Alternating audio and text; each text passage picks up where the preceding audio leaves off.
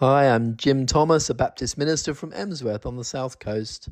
And this week I'm going to take us through the most famous psalm in the Bible, Psalm 23. So let's dive in. Verse 1, the Lord is my shepherd. And this is about relationship.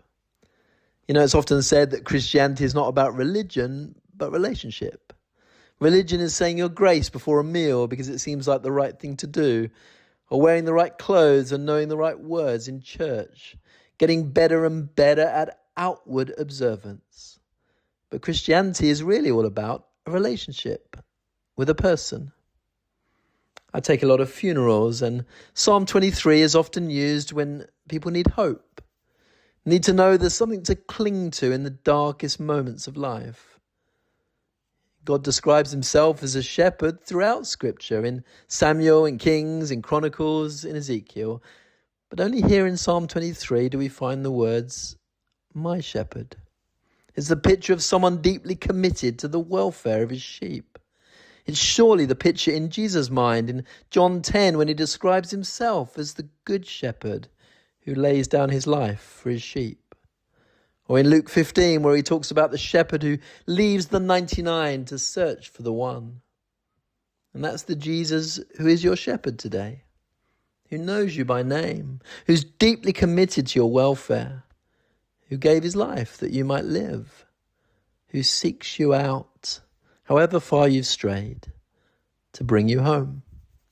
And that also goes for your loved ones who've gone astray. So if you're experiencing doubt or fear today, maybe just remind yourself, the Lord is my shepherd. He knows me by name. He's always looking out for me. God bless you. I'll speak to you tomorrow. Hi, I'm Jim Thomas, a Baptist minister from Emsworth on the South Coast. And this week I'm taking us through the most famous psalm in the Bible, Psalm 23. And today is verse 1b, I shall not be in want. And this is about contentment. Contentment is one of life's rarest virtues, to be able to sit in your chair and want for nothing. Paul knew it when he wrote in Philippians 4, I have learned the secret of being content in all circumstances. What a contrast to the world's values, where we're constantly told that happiness and fulfillment are just around the next corner. And so we play the when-then game. When I get that promotion, when I sort out that issue with my family or neighbor, then I'll be content, then I'll find peace. But it's a lie. If you can't find contentment today, then no change in circumstances will make it happen. And what's the secret of contentment? Well, Paul goes on, I will rejoice in the Lord always. In other words, it's about having an attitude of gratitude. Studies have shown that thankful people are happier, live longer, and have better quality relationships. And the secret of having an attitude of gratitude is to stop always needing to have what you want and start wanting what you already have. You know, the world says happiness is about having what you want. It's the basis of all advertising. The secret of contentment is wanting what you already have. And that transforms your whole mindset. Makes you look for things to be grateful for rather than always focusing on what you don't have.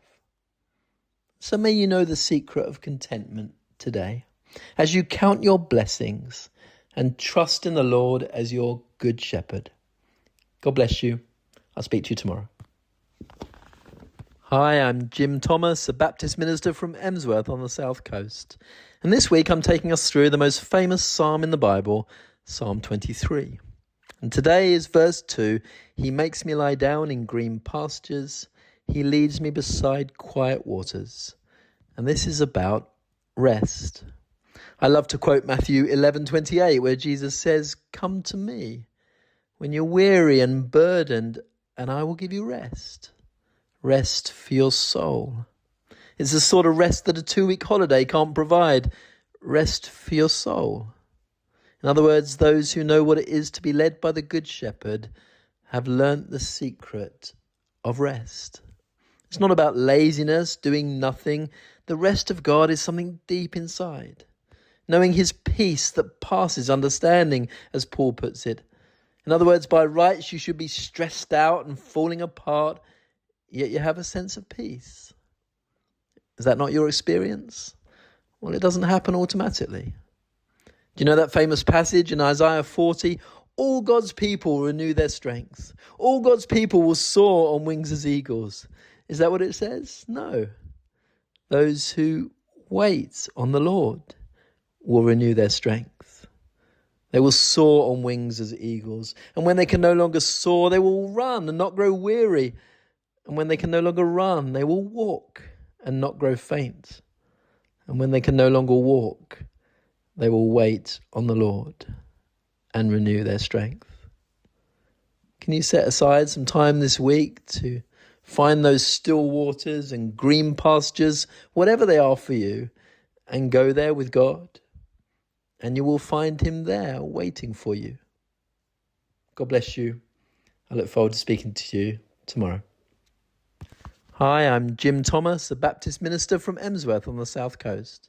And this week I'm taking us through the most famous psalm in the Bible, Psalm 23. And today we come to verse 3, He guides me in paths of righteousness. You know, we often quote Isaiah 30:21. You will hear a voice behind you saying, this is the way, walk ye in it. But that's not the whole verse. What it actually says is, whether you turn to the left or the right, you will hear a voice behind you. As though either option would have had God's approval. And yes, it's sometimes right to wait for a blinding light from heaven, but usually, as we daily walk alongside the shepherd, we'll find that he is leading us in paths of righteousness as we go. It's like the rudder of a ship. It only guides the ship once it's moving. So if you're faced with various options at the moment, you're unsure which to take, just ask yourself, is this a path of righteousness? From what I know of God, is this where he would have me go? And if so, then take a step and let him guide you as you go. The American writer Kelly Benton puts it like this: the word guidance ends with the word dance. Being guided by God is a bit like a dance. When two people try to lead, nothing feels right. It's awkward and jerky. But when one lets the other lead, watching and listening for their gentle cues or nudges, then suddenly they start to move with the music. And then I come back to the word guidance and realize that it starts with G for God, and then you and I, and then dance. God, you and I, dance. Spells guidance. God bless you. I'll speak to you tomorrow. Hi, I'm Jim Thomas, a Baptist minister from Emsworth on the South Coast. And this week I'm taking us through the most famous psalm in the Bible, Psalm 23. And today we come to verse 4, even though I walk through the valley of the shadow of death, I will fear no evil. And this is about testing. Because up to now, the psalm could be accused of having a rose-tinted view of life. Life is wonderful with God, quiet waters and green pastures, wanting for nothing. But the psalm doesn't deny the hard times or the valley experiences of life. It's just that from the perspective of the psalm, they're not to be feared. But notice, the valley of the shadow of death follows, he guides me in paths of righteousness. So which is it? Are we going down a path of righteousness, or are we going down the valley of death? The answer, of course, is that sometimes they're two names for the same street. In other words, if we allow God to guide us in paths of righteousness, we might sometimes end up in the valley of the shadow of death. Remember Jesus being tempted in the wilderness in Mark 4? It doesn't say he got lost and ended up in the wilderness. It says the Holy Spirit led him to the wilderness. Now, don't misunderstand me. When we go through hard times or suffering, it's not God making it happen, but sometimes he allows us to go through it because there are lessons he wants to teach us that can be learned in no other way. And so if you're going through a valley experience at the moment, take heart. It doesn't say he leads me into the valley, but through. It's a temporary state. It's not the end of the story, because God will have the final word. God bless you. I look forward to speaking to you tomorrow. Hi, I'm Jim Thomas, a Baptist minister from Emsworth on the South Coast. And this week I'm taking us through the most famous psalm in the Bible, Psalm 23. And today's verse 5, you anoint my head with oil, my cup overflows. And this is about blessing. I was reading a poem written by a young boy on his first day at school, and he wrote this: when we pick teams in the playground, whatever the game may be, there's always someone left till last, and usually it's me. I stand there looking hopeful and point towards my chest, but they always pick the other boys first, starting, of course, with the best. And then he wrote this: perhaps one day if teams were picked beginning with the worst, once in a while a kid like me might end up being first. Knowing that you've been chosen by God puts everything else in perspective. Do you know that you have a Lord who loves to bless you? A God who loves to lavish his grace upon you, says Ephesians 1:8. Who does exceedingly abundantly more than you can ask or imagine or think, says Ephesians 3:20. Who feeds 5,000 and there's 12 baskets left over. Who turns water into wine and it's the best wine anyone's ever tasted. Who says, in my Father's house there are a few bedsits? No, many mansions. In fact, you could summarize the whole of Jesus' life in 2 words. He gave. He gave his life that we might live. In fact, the only words that Jesus said on earth that were recorded outside the Gospels are in Acts 20:35. It is more blessed to give than to receive. And so we are never more like Jesus than when we live generously, let people off the hook, and hold things lightly. God bless you. Hi, I'm Jim Thomas, a Baptist minister from Emsworth on the South Coast. And this week I've been taking us through the most famous psalm in the Bible, Psalm 23. And today we come to the final phrase, verse 6, surely goodness and love will follow me all the days of my life, and then I will dwell in the house of the Lord forever. I was reading about an American missionary who served the Lord for over 40 years overseas, and when he got home to New York, there was not a single person to welcome him. And he checked into a cheap motel and he began to cry.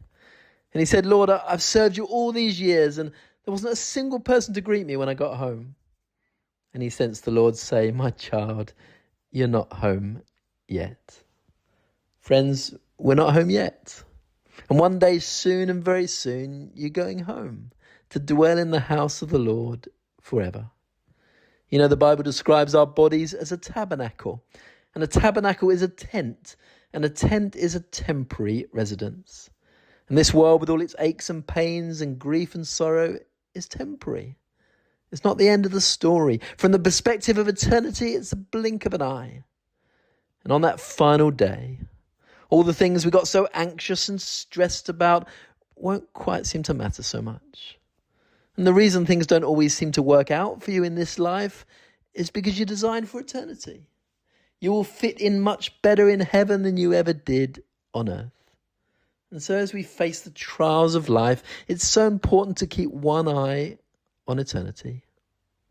Well, it's been a privilege to share these little thoughts with you this week. And maybe just read the psalm through again when you have a spare moment. And always remember that the Lord is your shepherd and you're not home yet. God bless you.